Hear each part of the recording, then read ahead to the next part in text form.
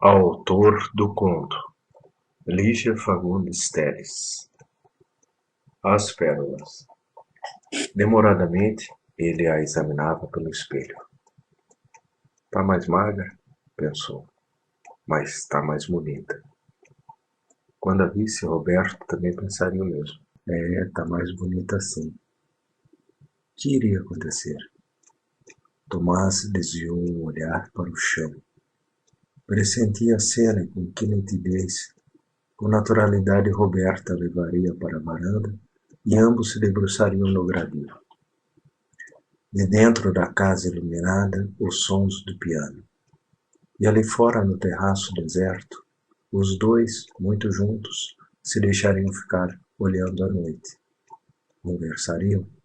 Claro que sim, mas só nos primeiros momentos. Logo atingiriam aquele estado em que as palavras são demais. Quietos e tensos, mas calados na sombra. Por quanto tempo? Impossível dizer, mas o certo é que ficariam sozinhos na parte da festa. Apoiados no gradil dentro da noite escura, só os dois, lado a lado, em silêncio. O braço dele roçando no braço dela, o piano. Tomás, você tá se sentindo bem? Que é, Tomás? Ele estremeceu. Agora era Lavínia que o examinava pelo espelho. Eu? Não, não se preocupe, disse ele, passando as pontas dos dedos pelo rosto. Preciso fazer a barba. Tomás, você não me respondeu, insistiu ela. Você tá bem? Claro que eu tô bem. A ociosidade, a miserável ociosidade daqueles interrogatórios. Você tá bem? Sorriso postiço. Estou bem. A insistência era necessária. Bem mesmo? Ah, Deus. Bem mesmo. A pergunta exasperante. Você quer alguma coisa? A resposta invariável. Não quero nada. Não quero nada. Isto é, quero viver. Apenas viver, minha querida. Viver. Com um movimento brando, ele ajeitou a cabeça no espaldar da poltrona. Parecia simples, não? Apenas viver. Esfregou a face na almofada de crochê, relaxou os músculos, uma ligeira vertigem turvou-lhe a visão. Fechou os olhos quando as tábuas do teto se comprimiram num balanço de onda. Esboçou um gesto impreciso em direção da mulher.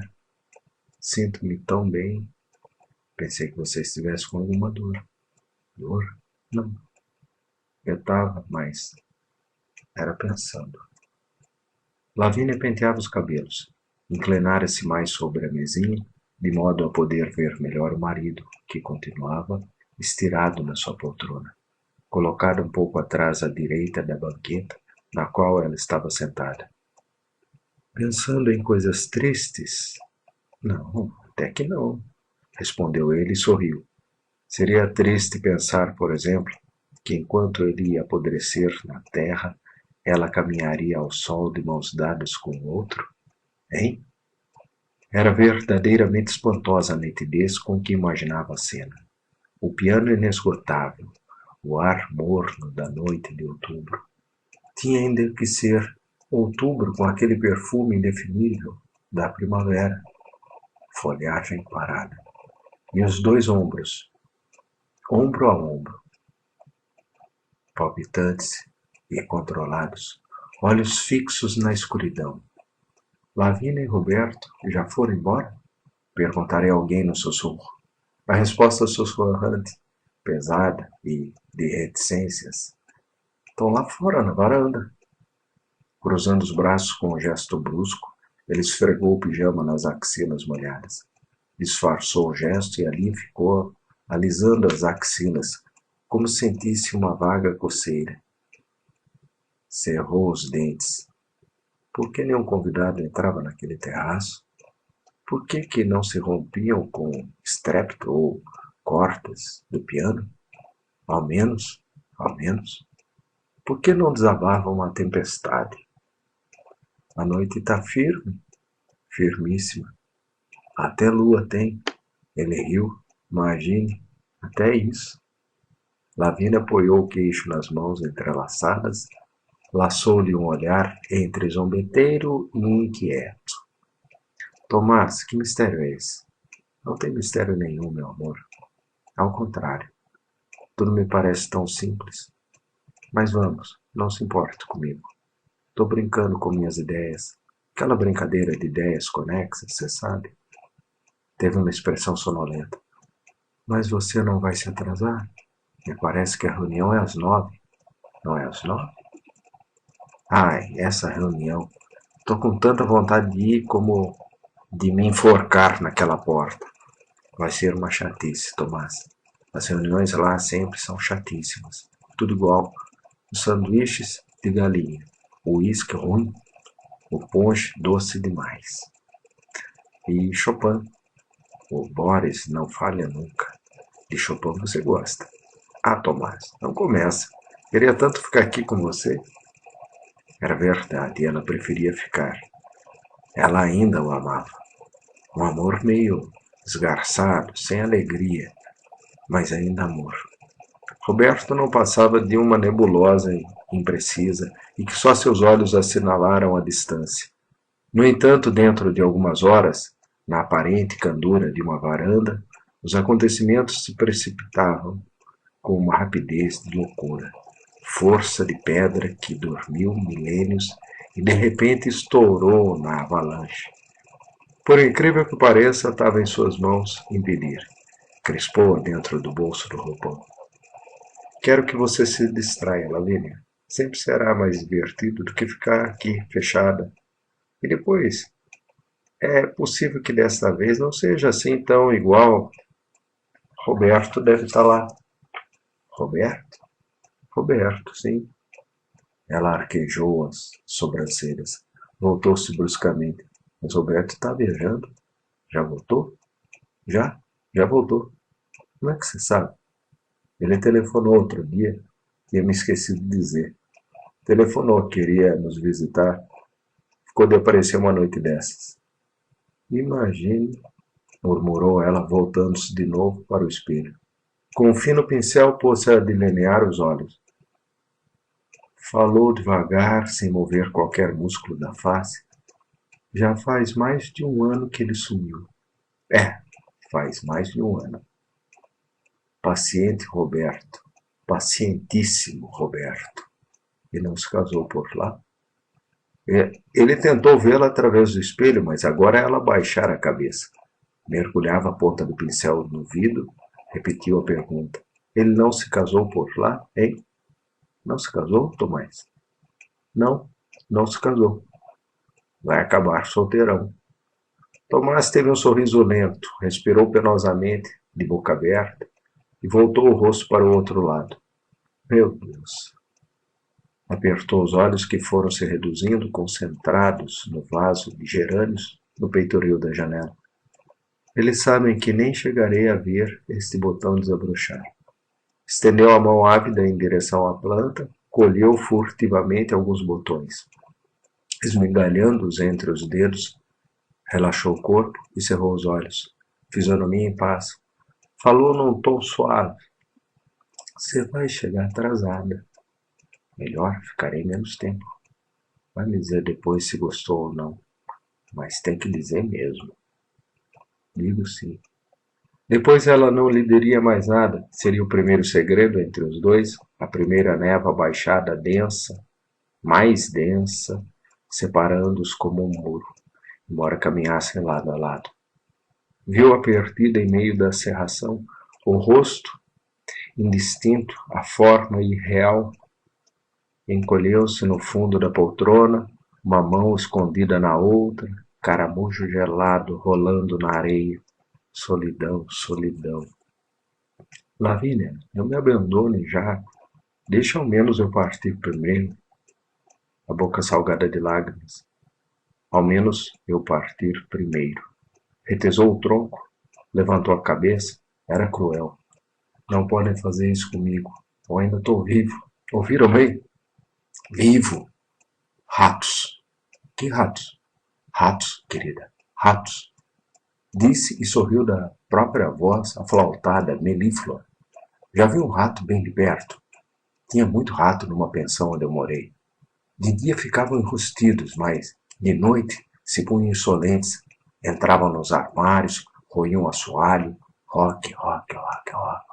Eu bati no chão para eles pararem e nas primeiras vezes eles paravam mesmo, mas depois foram se acostumando com as minhas latidas e, no fim, eu podia tirar até uma bomba que continuavam rock, rock, rock, rock, rock.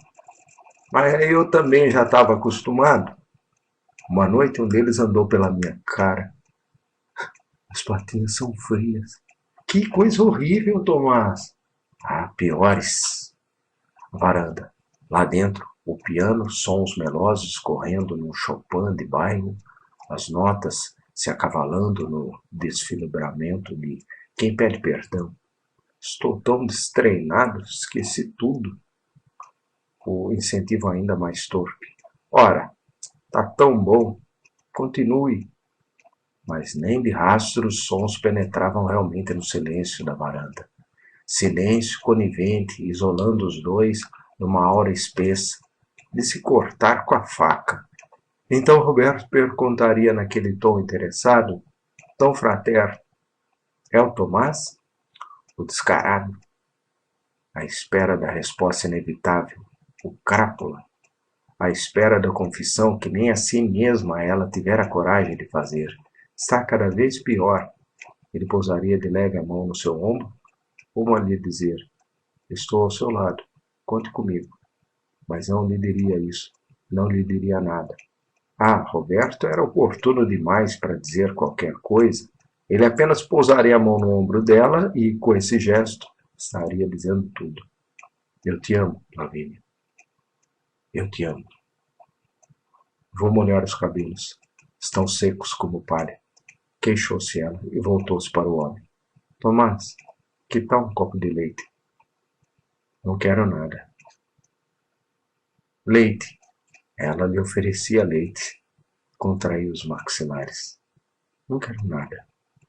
Diante do espelho, ela deslizou os dedos pelo corpo, arrepanhando o vestido nos quadris.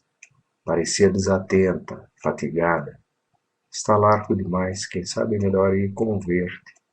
Mas você fica melhor de preto, disse ele, passando a ponta da língua pelos lábios gretados.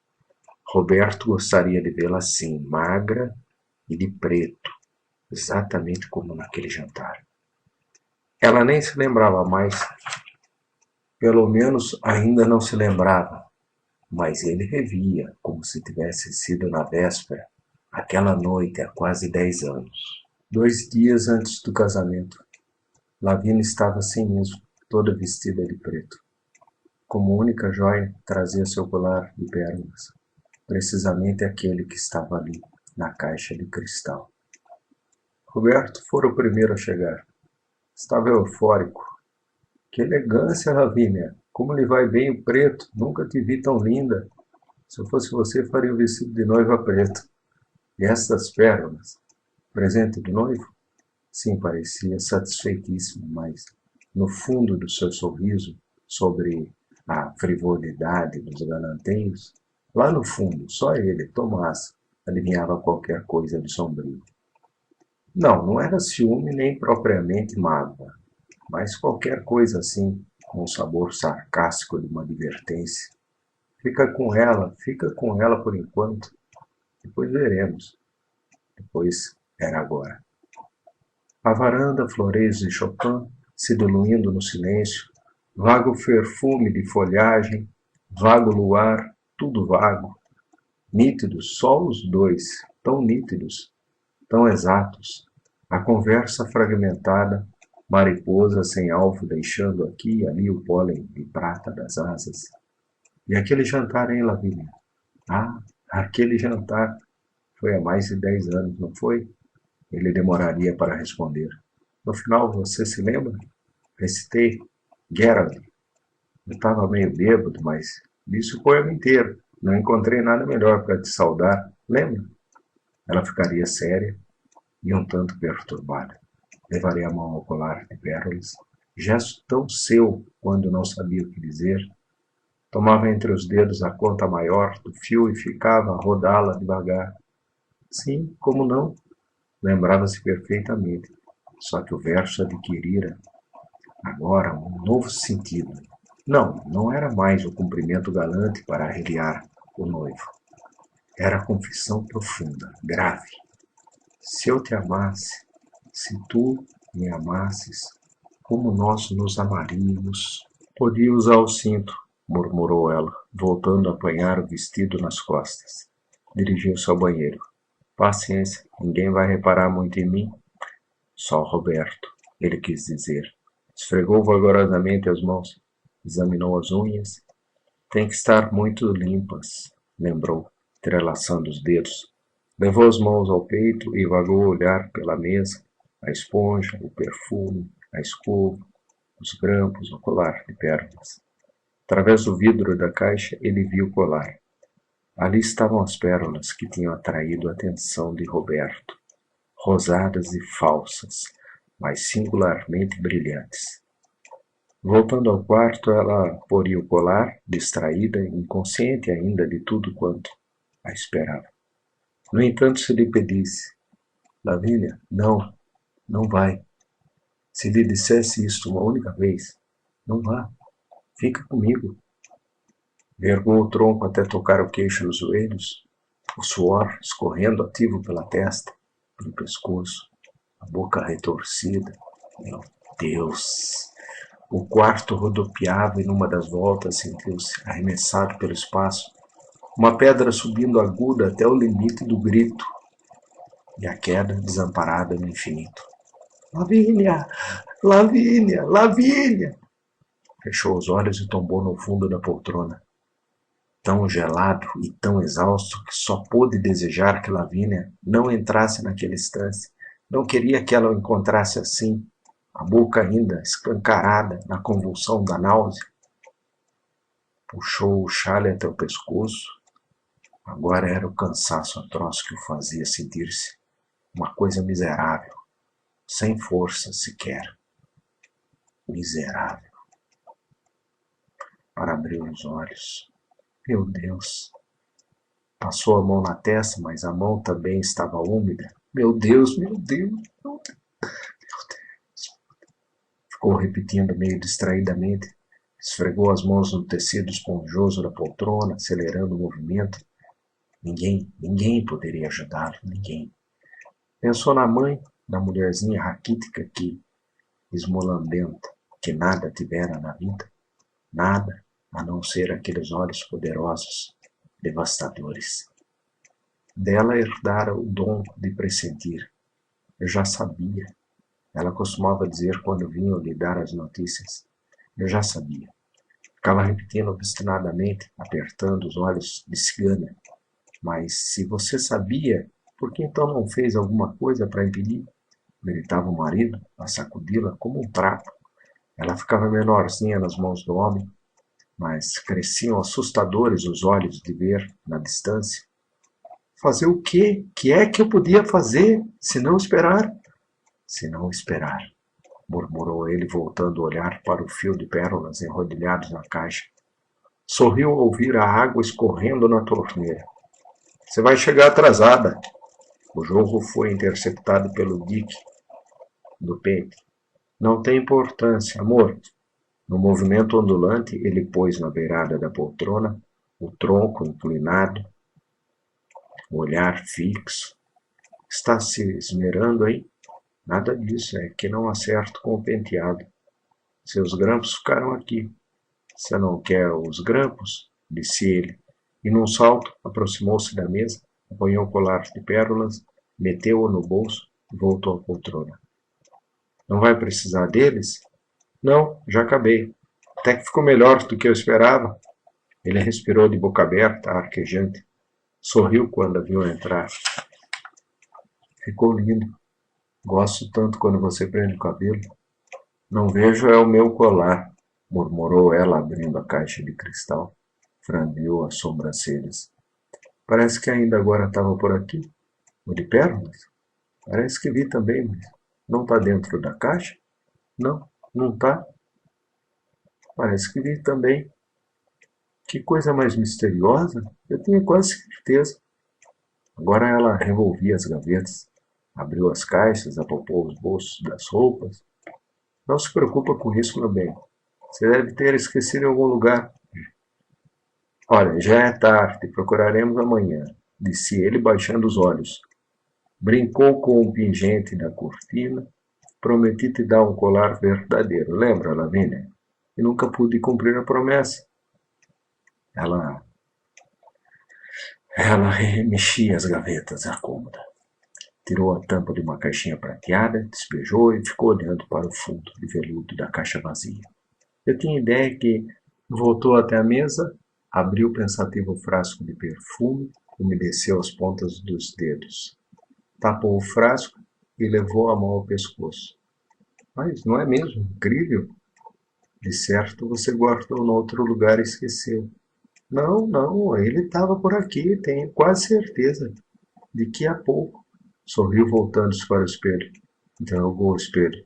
Ou foi mesmo em outro lugar? Ah, sei lá, viu? Suspirou apanhando a carteira. Escovou com cuidado a seda já poída. Que pena, o colar faz tanta falta quando ponho esse vestido. Nenhum outro serve, só ele. Faz falta, sim, murmurou Tomás, segurando com firmeza o colar no fundo do bolso. E riu. Que loucura! Hã? Que foi que você disse? Tudo ia acontecer como ele previra. Tudo ia se desenrolar com a naturalidade do inevitável, mas alguma coisa ele conseguira modificar. Alguma coisa ele subtraíra da cena e agora estava ali, na sua mão, um acessório, um mesquinho acessório, mas indispensável para completar o quadro. Tinha a varanda, tinha Chopin, tinha o luar, mas faltavam as pérolas. Levantou a cabeça. Como pode ser, Tomás? Posso jurar que vi por aqui mesmo? Vamos, meu bem, não pensa mais nisso. Umas pobres pérolas. Ainda te darei pérolas verdadeiras, nem que tenha que ir buscá-las no fundo do mar. Ela afagou-lhe os cabelos, ajeitou o chale para cobrir-lhe os pés e animou-se também. Pérolas da nossa ilha, hein, Tomás? Da nossa ilha. Um colar compridíssimo, milhares e milhares de pérolas, e milhares de voltas. Baixando os olhos brilhantes de lágrimas, ela inclinou-se para beijá-lo. Não demora. Quando a viu desaparecer, ele tirou o colar do bolso. Apertou-o fortemente, tentando triturá-lo, mas ao ver que as pérolas resistiam, escapando-lhe por entre os dedos, sacudiu-as com violência na concha da mão. O entrechocar das contas produzia um som semelhante a uma risada. Sacudiu-as mais e riu. Era como se tivesse prendido um duendezinho que agora se divertia em soltar risadinhas rosadas e falsas. Ficou sacudindo as pérolas, levando-as junto do ouvido. Peguei-o, peguei-o, peguei-o, murmurou, soprando malicioso pelo vão das mãos em concha.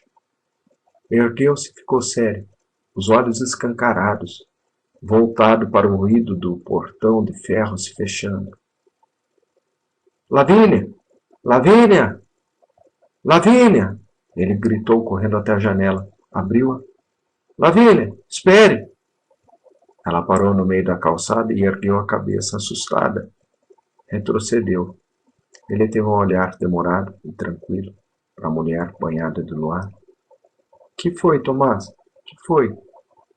Achei seu colar de pérolas. Tome, disse estendendo o braço. Deixou que o fio lhe escorresse por entre os dedos.